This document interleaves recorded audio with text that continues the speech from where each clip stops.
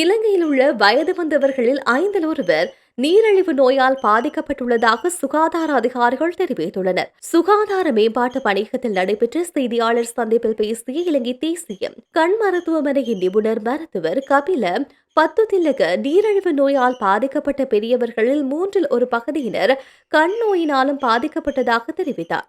சமீபத்திய தரவுகளின்படி பொதுவாக நீரிழிவு நோயாளிகளின் எண்ணிக்கையில் தற்போது 73% அதிகரிப்பை காண்கின்றோம். உலக மக்கள் தொகையில் 9 பேருக்கு நீரிழிவு நோய் இருப்பது கண்டறியப்பட்டுள்ளது.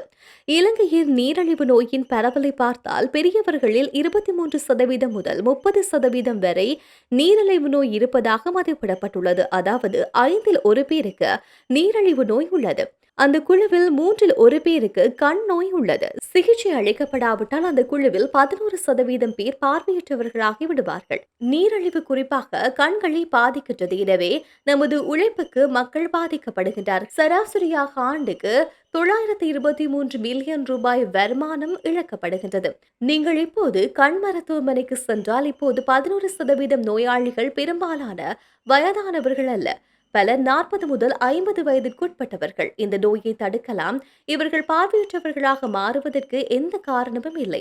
ஆரம்ப கட்டங்களில் கட்டுப்பாடு மற்றும் உணவு முறைகளை மாற்றுவது போன்ற விஷயங்கள் இதை நிறுத்தலாம். இதை தடுக்க முடியவில்லை என்று வைத்துக் கொள்வோம். ஆனால் இது ஆரம்ப கட்டங்களில் வந்தால் நோய் எங்களிடம் சிகிச்சை விருப்பங்கள் உள்ளன.